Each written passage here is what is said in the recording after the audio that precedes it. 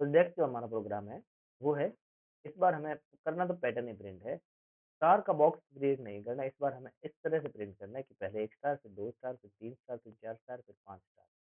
5 by 5 पर ही चल रहे हैं तो 5, अगर 10 बाई 10 तक चलते हैं तो 1 से लेकर 10 तक भी स्टार प्रिंट होते हैं। इसी लॉजिक में कोई बदलाव नहीं आता, खाली नंबर्स बदलते हैं। तो अब हमें इस चीज़ को प्रिंट करना है, ये 5 स्टार की इस तरह की एक पैटर्न को।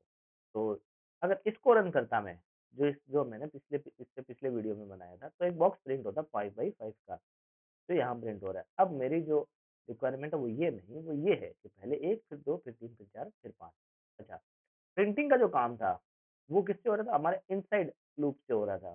तो अंदर का जो लूप है, वो प्रिंटिंग का काम कर रहा था।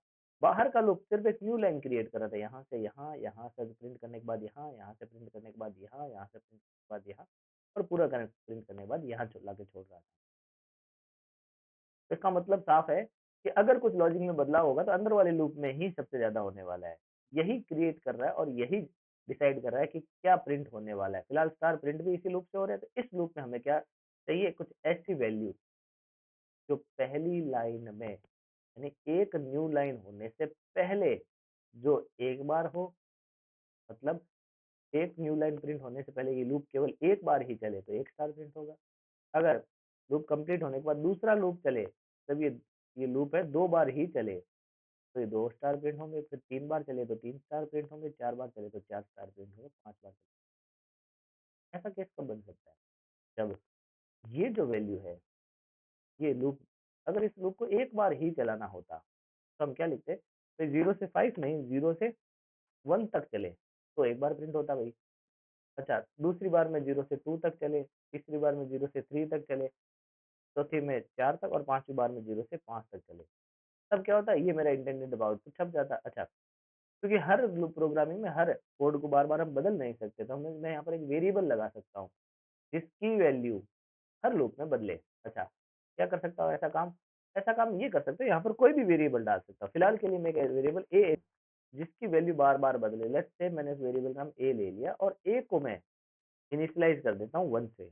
ए इज़ इक्वल टू 1, और जैसे ही एक बार लूप खत्म हो, ए की वैल्यू 1 से इंक्रीमेंट हो जाए भई, तो क्या होगा?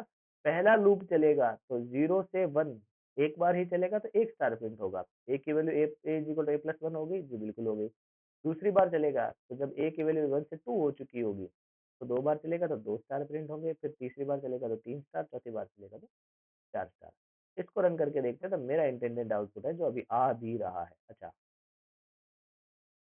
आउटपुट तो आ रहा है, पर इस लॉजिक को थोड़ा-सा और सुधारा जा सकता है। कैसे? कि सर, ऐसी वैल्यू जो रेगुलरली बढ़ रही है, वो नए वेरिएबल लेने की हमें ज़रूरत नहीं है। क्यों ज़रूरत नहीं है? ऐसी वैल्यू है हमारे पास, वो जे है ऑलरेडी, जो 0 से 5 तक तो जा ही रही है। मुझे सिर्फ इतना करना है कि या तो मैं 0 से j प्लस 1 तक चला दूँ इसे, तब क्या होगा? 0 से जब j की वैल्यू 0 रही होगी सबसे पहली टाइम में, तब j प्लस 1 क्या होगा? 0 प्लस 1 1 हो जाएगा। अच्छा, 0 प्लस 1 1 हो गया, तो 0 से 1 एक बार चलेगा।